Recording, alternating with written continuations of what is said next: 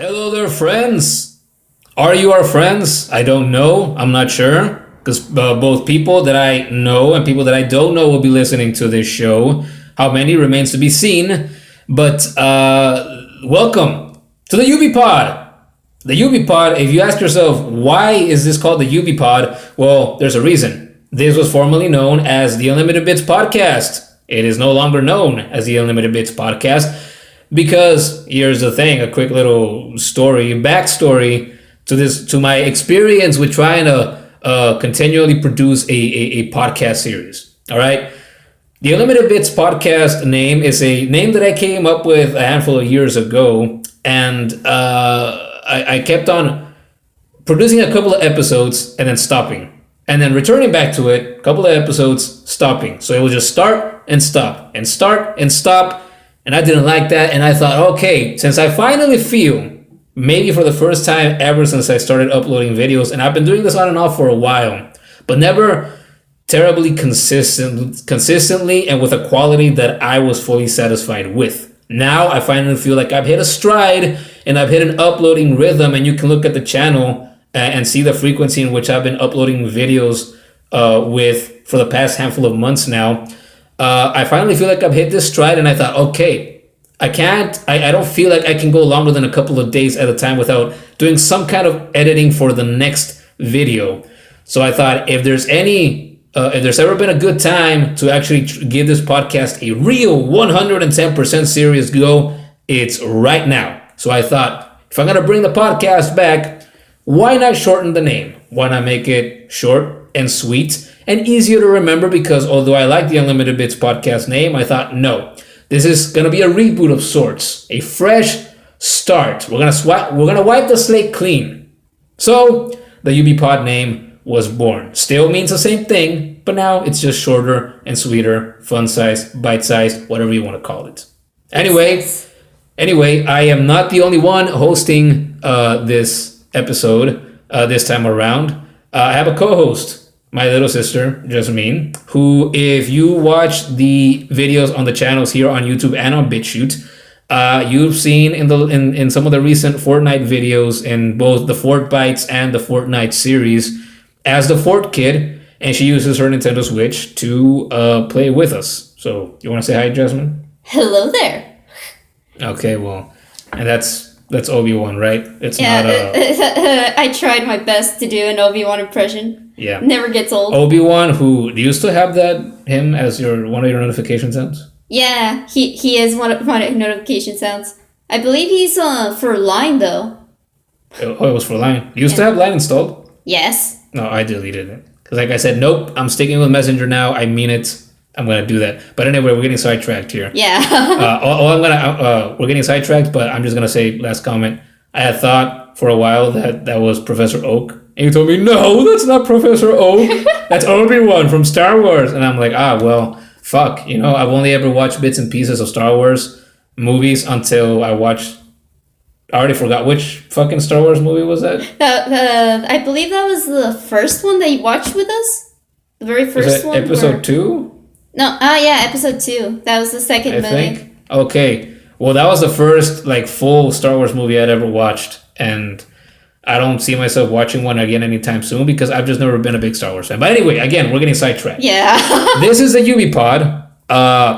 The whole idea of the UBPod and the whole idea of the Unlimited Bits podcast from the get-go was to have a podcast about video games, about gaming. Because I love video games. I've loved video games for as long as I can remember. They've been a hobby and a passion of mine my entire life. And that's going to be the main focus of this podcast. There will be episodes here and there in which I might want to expand a little, talk about other things that aren't directly related to gaming. I don't know, technology, comic books, movies, books maybe, that kind of thing. But more than anything, it's going to be video games. And the idea is to sometimes do these episodes on my own, but I'm also sometimes going to have people like Jazmin, friends and family, come on the show so that they can talk about a particular video game or a video game series entirely that we happen to all enjoy, or at least some of us, whoever happens to be on that particular episode. So that's going to be the UBPod. the first time around, or like the first two or three times around, I should say. Can't even talk right now. But the first time around, I would try to copy other podcasts that I've been listening to for a handful of years now. And I think for a while now, I listen to podcasts more regularly than I listen to music, which is both an awesome thing and a bad thing, because when you listen to the kinds of podcasts that I listen to wrestling and other kinds of podcasts that do topics on a wide range of videos. So I learn a lot. So the good thing is I learn a lot, and a lot of the stuff I listen to is very interesting. But also that also means that since I listen to more podcasts than music nowadays, I don't expand my repertoire, my collection of music as much as I used to in years past. But that's okay. You know what? It's a give and take sort of thing. I mean, music's not going anywhere. If there are times in which I want to really get into music, then I will. And if there aren't, then so be it. But anyway, I would try to take cues, tips, pages out of the books of these podcasts that I would listen to, and I would think, okay, I listen to these professional podcasts from these wrestlers and wrestling announcers and these other pros from iHeartRadio and how stuff works and that kind of thing. And I think, oh, okay, the majority of these podcasts, they do episodes that are 1 hour long. So podcasts should be an hour long. It's like the perfect amount of time. And it is a good amount of time. There's a reason so many podcasts out there do that. But I used to think, okay, it has to be strictly like this. Or it has to be strictly X amount of time. An hour, a half hour, an hour and a half, 2 hours, whatever amount you want to do. Nowadays, though, I think, and I feel like I should have realized this a long time ago, but I didn't. Because it just didn't cross my mind, I guess. But nowadays, instead of trying to follow the lead of other podcasts that I myself am a fan of, I'm thinking I'm going to do things my way. All right? I'm going to sit down, and there's going to be a main focus to every episode, a main game series, whatever the case may be. And if the podcast episode only lasts 10 minutes, 15 minutes, great. If it goes on to 40 minutes, an hour, 2 hours, whatever, I don't care. Whatever, the episodes are going to be of different lengths, every single one. And I'm not going to let the fact that an episode is shorter than another one or longer than another one bother me, because it just doesn't make sense to. Because if you try to, I've learned about me this past couple of years that if you try to be too rigid in the way you format and produce your stuff, then that kind of kills my motivation. And I don't want this. I don't want to start like trying to depend on a certain formula and on a rigid structure or format, because I don't want the podcast to die again. So now I want to stick with it. And so again, some episodes will be shorter, some will be longer. It is what it is. I think it's going to be more fun to produce that way. But anyway, I guess now that we got all of that out of the way, we can actually move on to the main topic at hand here, which is, because you've already clicked on the title here on YouTube or on BitChute, God of War. More specifically, God of War for PlayStation 4. Technically, God of War 4, although it doesn't have the 4 because I guess they just liked God of War again. It's a cleaner title, right? Yep. And I used to think, Jazmin, and I don't know about you, but I used to think that God of War for PlayStation 4 was a kind of reboot, a kind of fresh start for the series of sorts. But and the reason I thought that is because I hadn't played it up until like a day or two after Christmas, and until then I really hadn't seen any gameplay. Well, I had seen bits and pieces, but in reviews, in trailers, in marketing videos, right, on YouTube and such. So those gave me the impression that this was going to be the same character that we've known and loved since the first game, Kratos. That it was going to be the same guy, same kinds of issues, but that he was going to be in some kind of new world with interacting with different people. And the boy. and the boy. and that they were going to ignore the history of the series, and they were just going to be a fresh start. They were going to wipe the slate clean. But it turns out, now that I played it like 3 different times, and each time for several hours at a time, and you've seen me, Jazmin, because you've been sitting there with me for hours on end for each time I've sat down to play it. Yep. It turns out that's not the case at all. It is actually a direct freaking sequel to all of the previous God of War games. And I was pleasantly surprised about that. Were you? Yeah, it was really surprising, but that got me really hooked. I was really excited to find out what was going on. Like there was so much new information, and then how did Kratos even end up there in the first place? Like so many questions at the moment that we have. It's gonna be it's gonna be really exciting to find out what the mysteries within. Yeah, I think that maybe we've seen about. I played about like a total of 8 or so hours, I would like to say, because again, we've sat down together 3 different times, each time for different hours on end. There was, I think, one time. Well, how many hours did we do? I think it was the first time like 5 hours. Yeah. Like 5 hours, almost nonstop, and then another time it was like 2 or 3 hours. The second time, and then the third time it was like 4 hours. So 7, 8 hours, give or take, an hour or two. And so that's a good chunk of time to build up the first impressions of a game. More than enough time, I would say. And like Jazmin, I was excited and pleasantly surprised to see that, oh no, they have actually, in that amount of time, made plenty of references to the previous God of War games. And it's an interesting dynamic that Atreus doesn't really know anything about Kratos' past because Kratos has just decided not to share it with him. And there's so many questions, like Jasmine just said. We don't know exactly the reason why just yet. You can take a guess. Like I would say that the educated guess would be that he wants to, since he's a father again, that he wants to protect Atreus from that terrible knowledge because maybe he doesn't want him to have reason to hate his father, right? Because Kratos is anything but a saint. Maybe he's different now at this point in the game where we are right now. We left off at the point in which we got to the mountain with the giant face carved on it, remember? Yeah. We got the fucking light of whatever the fuck it was, and we cleared the mist, we went into the mountain, and that's the last spot that we were at.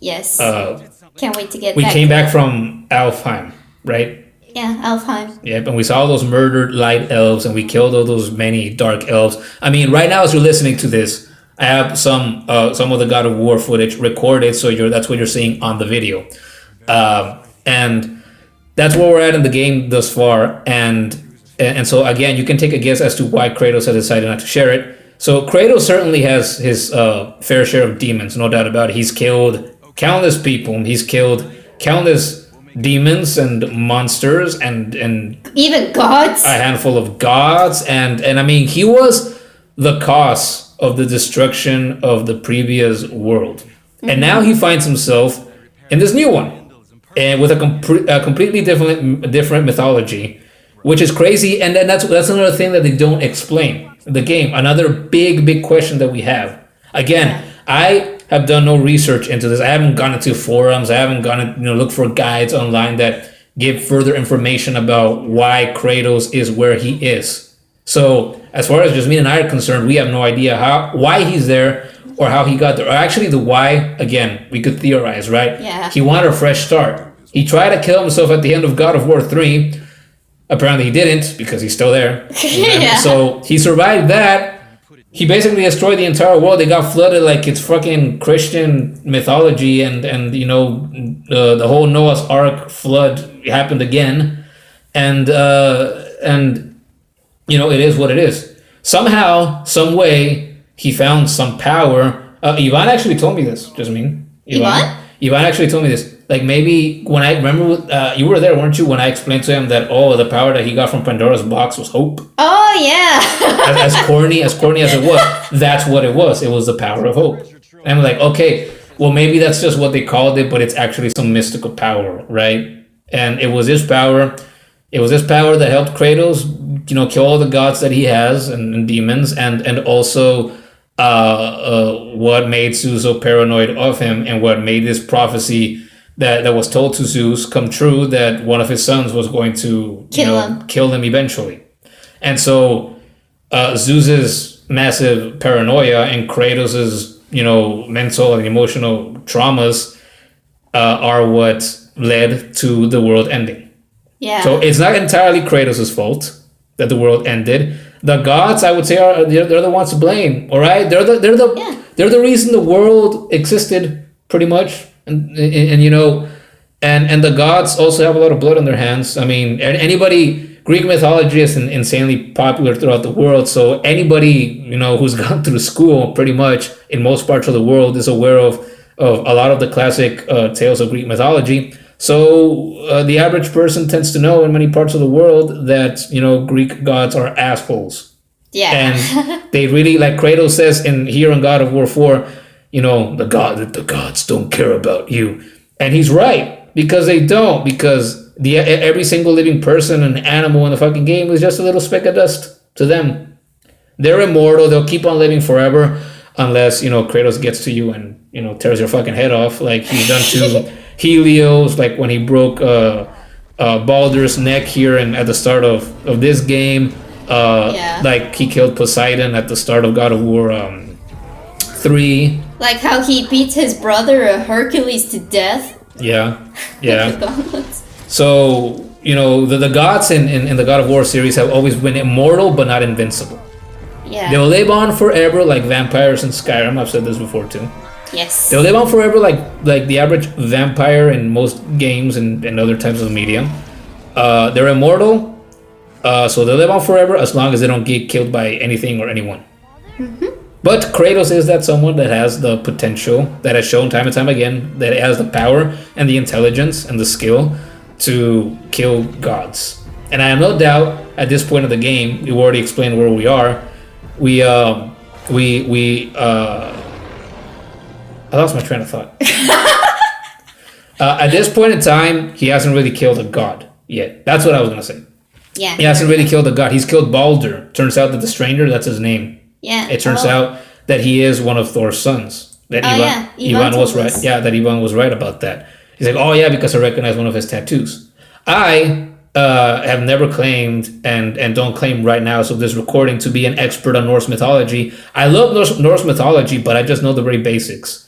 And I used to know as a kid growing up, again because of school, I used to know a lot more about of the classic stories of Greek mythology, but just over time I've forgotten them.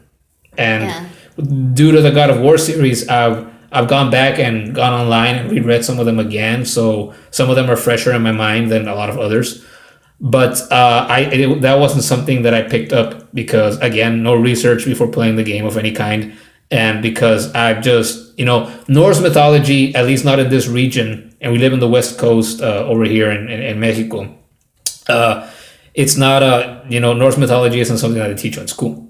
Over here, what they teach is our mythology here in Mexico. Yeah. But they don't say like bummed out. It's also awesome mythology. Yeah, but the way they explain it is kind of boring. Well, why is it boring?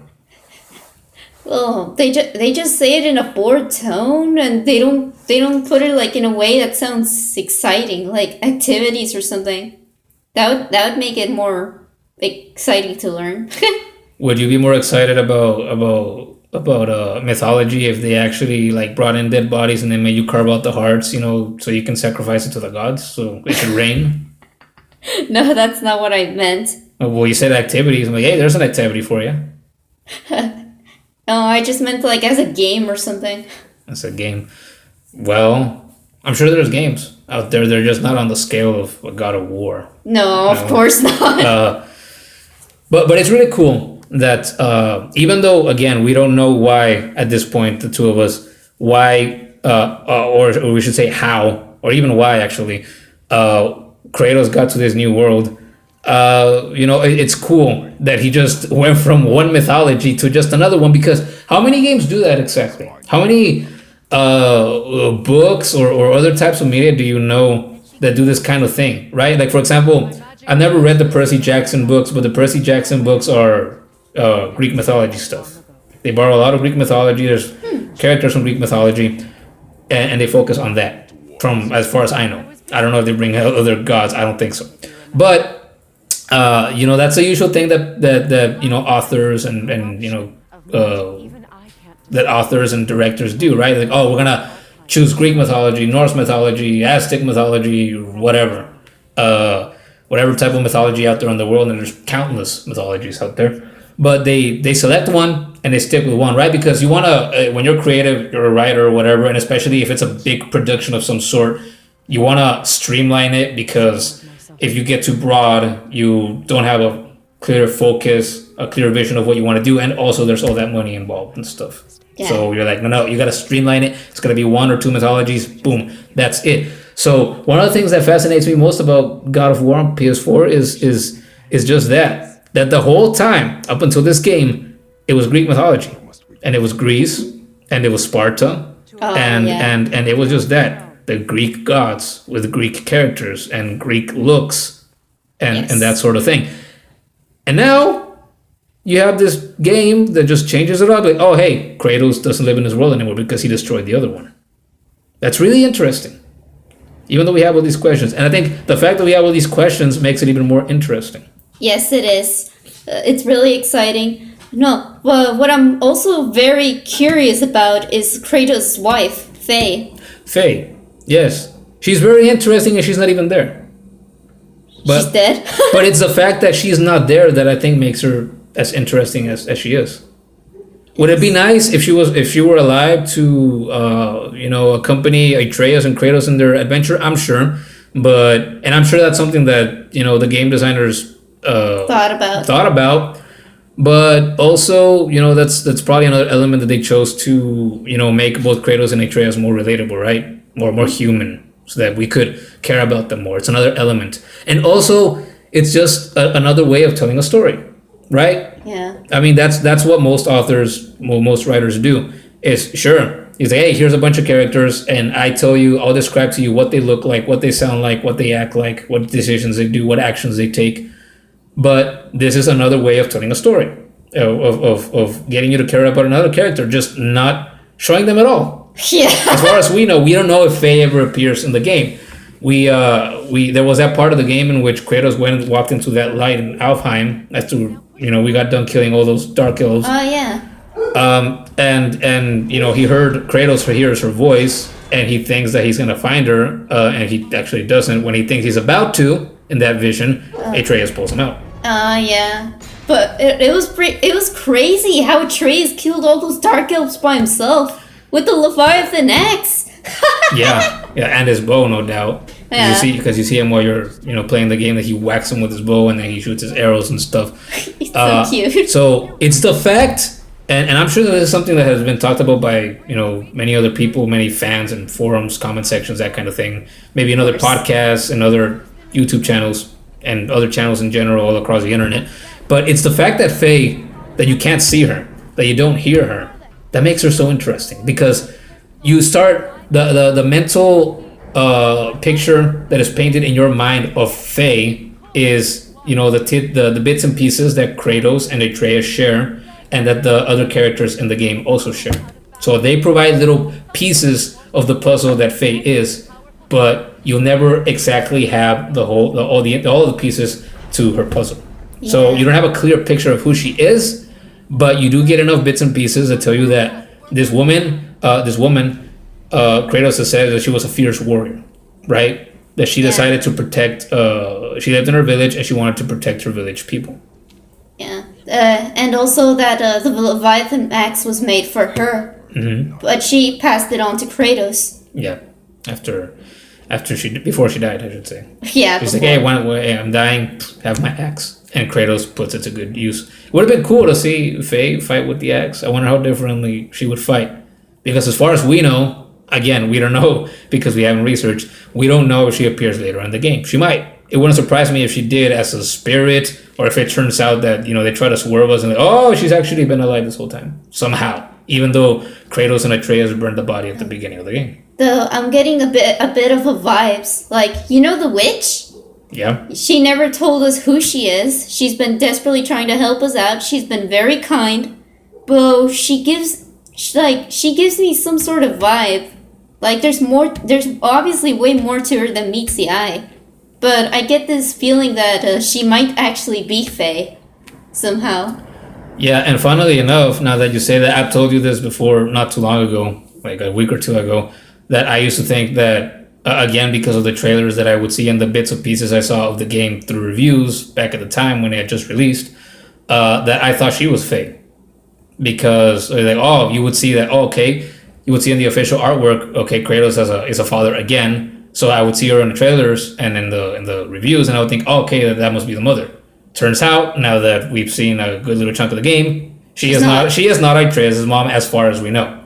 As far as we know, she's just a witch that happens to live in Midgard, and that they encounter, and that for some reason is helping us out. Yes.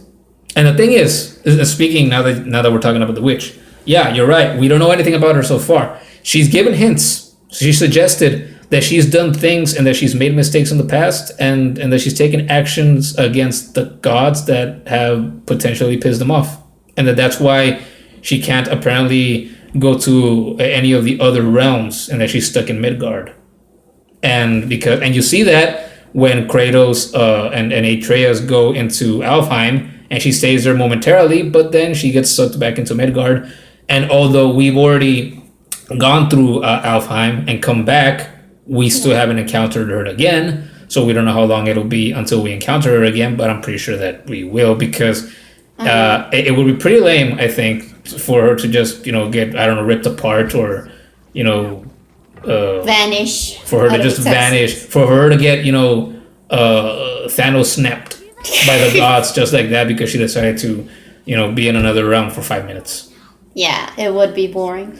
Though, actually, while we were talking about her, I just realized something. You remember Athena in God of War 3? You remember her?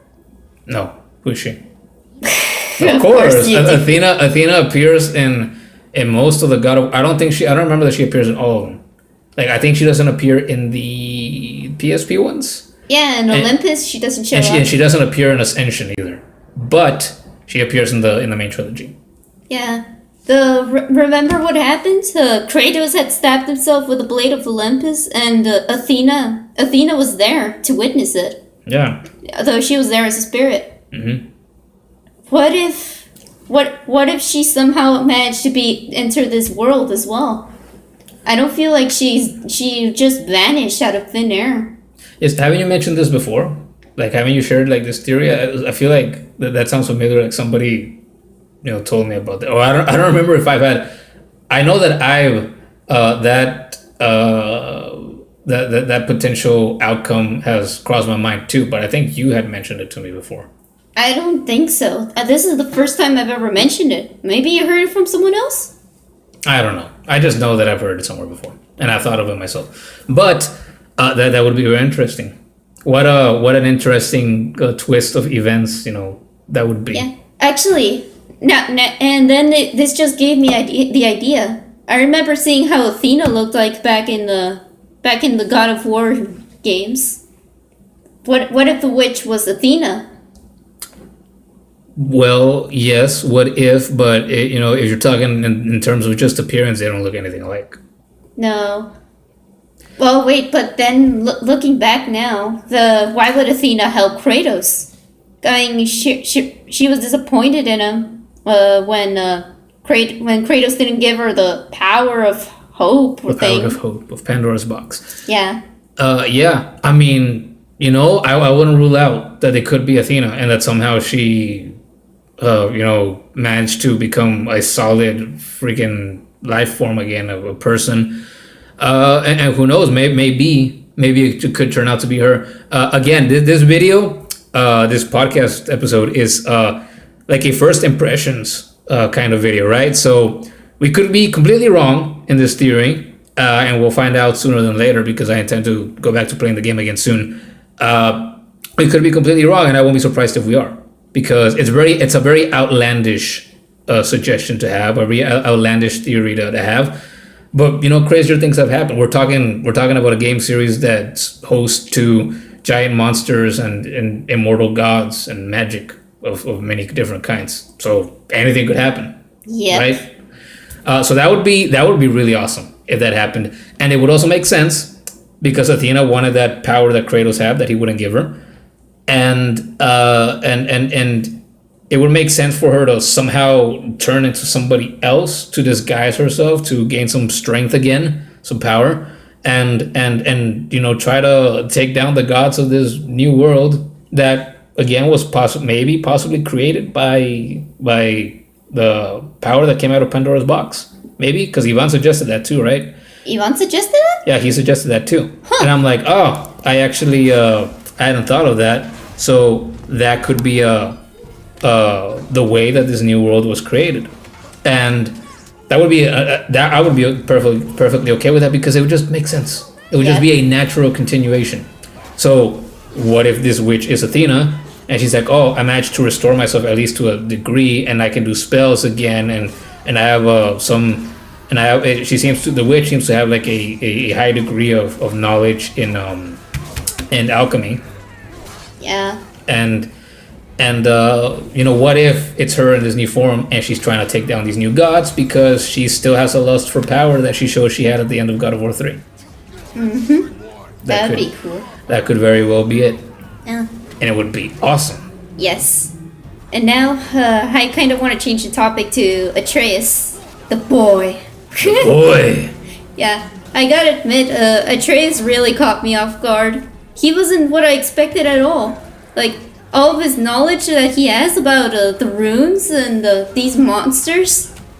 And then the way he takes on the enemies too with his bow. It's just like seeing him fight alongside Kratos. That is just really cute. Yeah, and speaking of which, now that we're talking about Atreus, going back to earlier when you said that scene in which we see that he's killed I don't know how many dozens of dark elves by himself, while Kratos was diddling himself in the freaking. I shouldn't say diddling again because the man's gone through a lot. Yeah. Goddamn, he's lost both of his wives already, and when the first one he was threatened to kill him with his very own, well, not with his bare hands but with his very own blades. I mean, come on. I mean, he also killed his daughter. The man has like fucking PTSD and like depression and I don't know what else. And his wife and daughter's ashes on his body. He's literally wearing the dead remains of his previous family on his fucking skin. Yeah. So if any character in the history of video games out there has reason to be traumatized and to be very reserved and to have major trust issues, it's Kratos. It's justified. Poor guy's been through a lot. Again, he's no saint. He's done a lot of wrong, but he's done a lot of wrong because he himself has been wrong so many times in the past by the previous gods that, I mean, shit. The man's a broken man. Ares said so in the first God of War, right before you kill him. You send the broken mortal to destroy me, and he got wrecked. Yeah. but what he said is true. The man is fucking broken, and he's been broken for a long time. And now in this new world, he's trying to, he's been trying to just live a quiet life. And, I would assume that he's been trying to piece himself together again. And that's why he started another family. And he seemed to love Faye very much. And although Atreus, because he's a little boy and children, need the affection of their parents to, remain healthy emotionally and mentally and such, although he doesn't impress it, that the man cares. If he didn't, he wouldn't, literally throw himself in front of monsters to protect them, like when he threw himself in front of that ogre, remember? Yeah. And that footage that has probably already appeared when I've done the editing, by this point, because there was only, I think, 15. I don't think longer than 20 minutes of overall footage, so it might repeat. I don't know. We'll see when I get to the editing.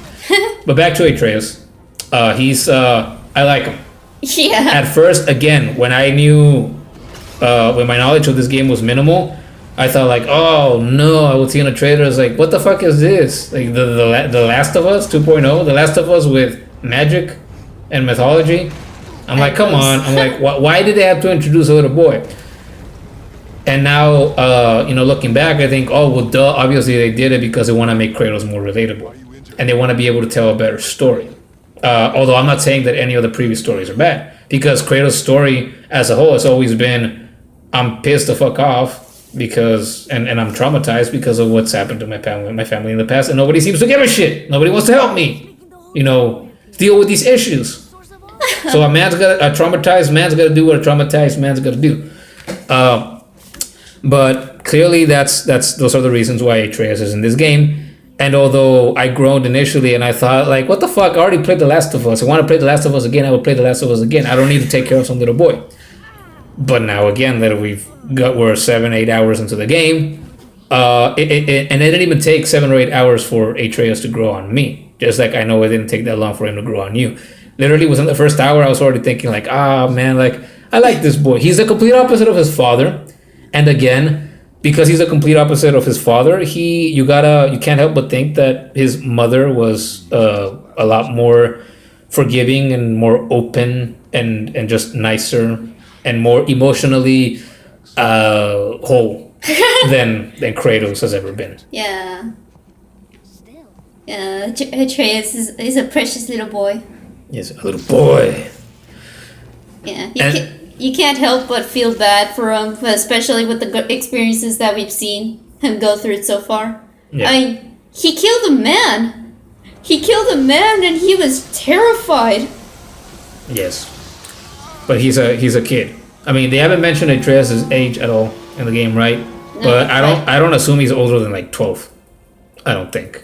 Yeah, he looks like he's around that age. Mm-hmm. I mean, he's a boy. Any child, when they're children, and what a child needs is, love. They need affection. So he's obviously been wanting that from Kratos for a long time. But Kratos, because he's as scarred as he is, he doesn't know how to express it anymore, like he did when back in the time with Calliope before he sliced her in half. Before he became as bloodthirsty as he did, because he was in service of Ares. And he was bound to him, right? Because he was obsessed with winning wars and killing people and such. But before that, he seemed to be a skilled, powerful, headstrong man who loved his family. Yep. And he's definitely not the same person he was then. Oh, obviously no. If you've gone through the experiences he has, obviously he wouldn't be the same person. Yeah, but Atreus is definitely a plus. Again, initially I didn't think he would be, because again, immediately my mind went to The Last of Us and comparing it to that. I'm like, oh come on, but no, Atreus is a plus, and he helps tell a better story. I'm glad he's in there. Not to mention, he's also very helpful in battle. I've seen it. He's very good at distracting the enemies, and then he's also got those runes he can use to summon. It's so cool. I've forgotten about that already, but that's because I only used them like 2 or 3 times, because we haven't played the game much. Yeah, and so far we only have one rune. That is the wolf summon. Mm-hmm. Yeah. Anyway, moving away from Atreus, we're already almost 38 minutes in. Like I knew that this was gonna turn out to be at least a half hour. Now we're a little more than that. I won't be surprised if by the time we're done we're at an hour or a little over. But whatever. Again, I don't care. The gameplay. We just got done saying that the storytelling is definitely good in this game. I really enjoyed it. Definitely one of the highs of the game. But so is the gameplay. Again, that was another thing that I initially groaned at, because I thought, oh, okay, again, because I thought it was a reboot. I'm like, fuck, okay, it's a fresh start. New, different gameplay is expected. They want to do something different. All the previous God of War games essentially had the same gameplay. Like I said recently, though, thinking back to God of War Ascension, which is the last game that came out before this one in 2013, God of War Ascension was like the step on this ladder of evolution of the games between all the previous games and this one. Because God of War Ascension, although it mostly played the same, the gameplay was a lot more fluid. And now in this game for PlayStation 4, there's the gameplay is also very fluid, but it's also not exactly the same. It's like a natural evolution of everything that came before. And no doubt there's a lot of people out there that would prefer the gameplay of the older games, but there are also many people who prefer this newer, smoother, more fluid style of gameplay. And when I say, I feel like I should clarify what I mean when I say that it's more fluid or smooth. The gameplay in God of War games has always been fluid and smooth, but I guess I'm just trying to say that it's obviously different. It's not the same. The camera is in third person now. It wasn't. The camera was way more far out, and you could see your surroundings a lot better than you could in the previous games than you can in this. This one, the camera is right behind Kratos. He's more to the left of your screen than he is to the center or any other kind of point, and that works very well. But also, it takes some time to get used to, and because your field of view is a lot smaller now because of that change, it definitely makes the game feel different. But the gameplay is awesome. Ultimately, it's still God of War. It's different God of War, but it's still God of War because you're still hacking and slashing with an axe, not with the blades of Chaos or the blades of Athena or a blade of Olympus anymore, with an axe. But you're still hacking and slashing. You're still doing combos. You're still tearing your enemies apart with animations that happen on their own after you press R3. Yeah. There are still quick time events, in some scenes. And sometimes there's still the Spartan Rage. There's still the Spartan Rage, and you can still button mash your heart's content. So it's still God of War, just with a fresher coat of paint. It looks better than it ever has looked in the past. And God of War games have always been graphics have always been a major focus point for Santa Monica Studio in the series, both on PlayStation 2, on PlayStation 3, and on PSP. And notice how I said both, but those were actually 3 different systems. So it's a trifecta, a trio. And now it's not even a trio anymore because now there's the PS4, and so it's actually 4 systems. So it's not even a trio. It's not a trifecta. And now the differences in the gameplay is that now you've got this boy with you, Atreus, but he's also capable of warning you of an enemy, and that there's little icons representing the enemies attacking from a direction. You have this ability called Quick Turn, where you can immediately turn to the direction where an enemy's at, so you can attack. Which I never use, not because I don't want to or because I don't like it, but because I forget. It's easy, right? You press down on the D-pad to do that thing, and you would think it wouldn't be hard to remember, but again, I have replayed all of the God of War games up to this one. I believe I played God of War Ascension twice, and I played all of the previous ones 3 times each. And I've gotten the platinum. I got it on my Juanito shit PSN ID. I got the platinum for that one. I almost got the platinum for God of War 2. And a little over 2 years ago, when I created Unlimited Bits, I also created my Unlimited Bits PSN ID. And I want to go back after I'm done playing this game. I want to go back and platinum all the games that I have for PS3 and PS4. Because I would say I would include the PSP games in that. But there were no trophies for PSP, and in order to get the platinums for Ghost of Sparta and Chains of Olympus, I would have to get the collection for PlayStation 3. Yeah. And actually, this game has been so good, and the idea of going back and having a reason again to go back and replay the games yet again excites me still because I just love the games, and I think I am perfectly okay with getting the games again so I can play them on PS3 and so I can get the platinums for there too. They're really tough games. But if I got the platinum for the first one and I got to the very end of the second, I got to the fight with Zeus in God of War 2. So I was like right there. And I stopped, not because I wanted to, not because I rage quit and said, fuck this, I'm done, I don't want to do this anymore. But because I just got distracted, I think, by school at the time and other games and stuff. And so I just didn't go back to it. But I want to. I want those platinums. I want that platinum of the first God of War back, but I want it on my Unlimited Bits PSN, and I want all my platinum trophies and all my other trophies as well to just be on this account. I want everything to be there. I want to have a collection, and I want to be able to brag to people, hey, I have gotten the platinum for Crash Bandicoot, for Crash Bandicoot 2, for Crash Bandicoot 3, for God of War 2, God of War 3, Chains of Olympus, Ghost of Sparta, and God of War for PlayStation 4. So stuff like that. The reason really for getting trophies and getting the platinums on PlayStation games and achievements on Xbox systems as well is because not only is it fun and it gives you more things to do, but also it gives you bragging rights. How many people? Okay, the God of War games collectively have sold millions and millions of copies. On PS2, on PS3, on PSP, on PS4, collectively just massively successful. But how many people out of those many millions of people that have played God of War games can say that they've platinumed any of them? Any of them. A single one. Not a single one of those games is easy to platinum. because you up the difficulty. In order to get the platinums for each, you have to play them all on the hardest difficulties. And the very, very large majority of those people would be scared off at just the very thought of trying that. So they would never try it. It's ridiculous. But now me, I am masochistic and I love suffering and I love dying 300 fucking times before I pass a fucking level.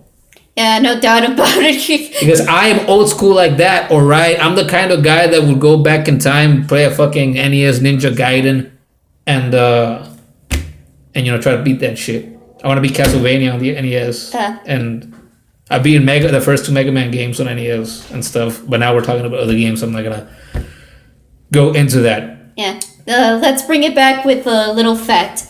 Once when my brother was playing God of War, the PS4 obviously, he forgot how to call the Leviathan axe back. Yes, I did. You had to bring that up, didn't you? He ended up dying because he couldn't defend himself very well with the bare hands. Well, no. It's just he didn't get the hang of the battle yet. But he forgot how to do it, and I had to remind him to do that, even though I was not the one playing. That's another aspect about the game we can talk about. We mentioned how we like the gameplay, right? It's different, but it's still God of War. The controls, there's a lot of stuff to keep track of. So even though we're like 7-8 hours in, I have not by any means mastered the controls. I could go back to any of the previous God of War games right now, and it would be like no time has passed since I last played any of them, because they all feel the same. They all play with the exception of, again, Ascension, because that one they did tweak and it was a lot more fluid. But all the other ones, they all played exactly the same. There wasn't too much to keep track of. In this game, there's upgrades. There's upgrades for the axe. There's upgrades for your armor. There's upgrades for Atreus' bow. For his armor, there's fucking upgrades for the talismans. There's upgrades for everything. For enchantments, for everything. There's crafting. There's selling. There's so many different combinations of inputs that for me, honestly, it's hard for me to keep track of them all. So input combinations and the controls are something I definitely have not mastered, and I don't think I will master anytime soon. But just like I replayed all the other previous games several times through, I am more than positive I will replay through this game several times as well. I don't know how many times, but several times.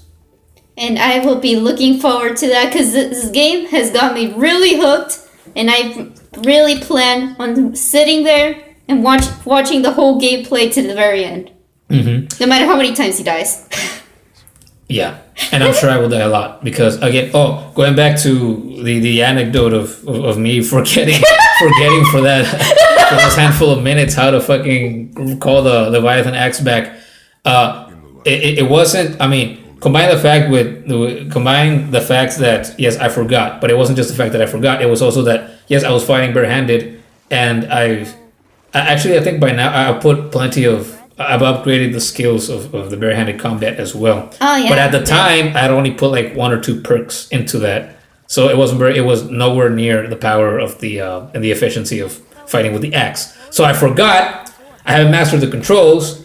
That the hand-to-hand combat wasn't as strong as the axe, and there were a shit ton of those Draugr, the bigger ones that you can't knock down all the time, and there were a shit ton of them as well. So it was just all those factors, and I ended up dying, even though I lasted pretty long. Remember? Yeah. Oh, man, I'm pretty sure he lasted even longer thanks to Atreus. Yeah, and it was awesome. I died, but it was awesome. And then I remember I kept trying to recall the axe with triangle.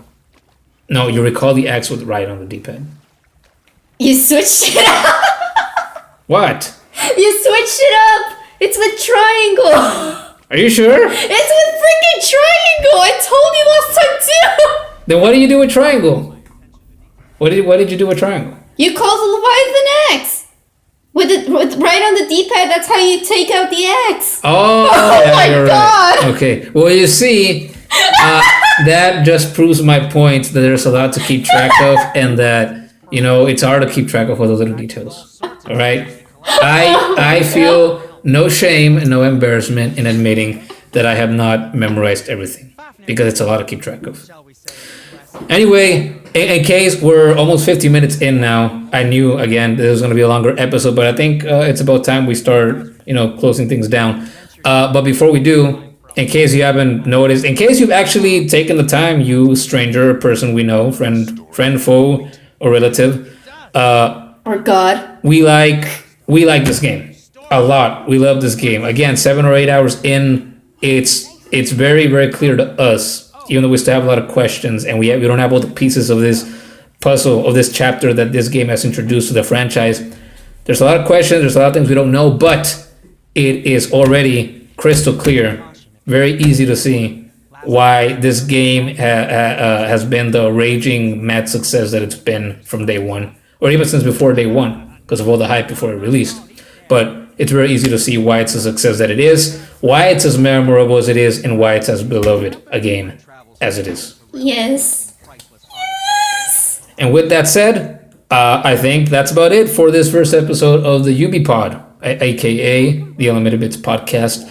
And if you enjoyed this, there will be more episodes to come in the future. I'm not gonna try to stick to a schedule. Like, I'm not gonna say, hey, I'm gonna upload one episode of the podcast a week. No, I'm gonna do an episode whenever I feel like there's a game that I really want to talk about. And again, sometimes it'll be on my own. Sometimes I'll invite a person or two to sit down and talk about it with me. I think the next episode will be about the Crash Insane Trilogy, because as of this recording, I've gotten the platinum for the first one, for the second one, and I'm well on my way to getting the platinum for Crash 3 as well. I'm at like 76 or 77%, maybe a little more of done with the game. So I need a handful of more relics and gems in that game, and I think that's what's gonna be next in line for episode number 2. Naturally, there's gonna be other episodes as well in which we talk about stuff outside of the realm of PlayStation, because I literally own hundreds of games and a couple dozen consoles. So there's a lot of games that I can talk about because I own a lot of them. And so no worries, there will be PlayStation stuff, there will be Nintendo stuff, there will be Xbox stuff. Maybe there will be some PC stuff here and there. I don't know. But if there is PC stuff, it'll probably be older stuff. But anyway, I'm rambling now. Time to close this down. If you want to listen to more future episodes of the show, then by all means subscribe here on YouTube or on BitChute. Either or. I will thank you for either. And if you want more outside of just the podcast, check out the other videos, and also check out Unlimited Bits Gaming on Twitter at Unlimited Bits G, and on Instagram at Unlimited Bits Gaming. All in lowercase, all together. I mean, because that's how Twitter and Instagram handles work. But yeah. I am constantly posting stuff there, promoting the videos. Sometimes I share just random images of other games like Skyrim that I just really like because I take them in game. Sometimes I make posts, so I can blog, because that's basically what my Instagram is. It's basically my blog about video games. Sometimes I post stuff that's not related to games. Again, just like this podcast is going to be sometimes. But more than anything, it's video games, and I just love talking about them. I feel like I know a lot about video games and the history of video games and consoles. And I learn more as time goes by. So if you want to get more of Unlimited Bits Gaming, that's where you can find it. I'm going to have the links for my Twitter and my Instagram and the BitChute version of the channel in the description. But until then, Jazmin, I think we're finally done, and my throat isn't as dry as I thought it would be. All right. I can still talk. All right, well, thank you for tuning in. If you made it this far, congratulations, because you are one resilient son of a bitch. But thank you for tuning in. We'll catch you here on the episode 2 to talk the Crash Insane Trilogy. See ya.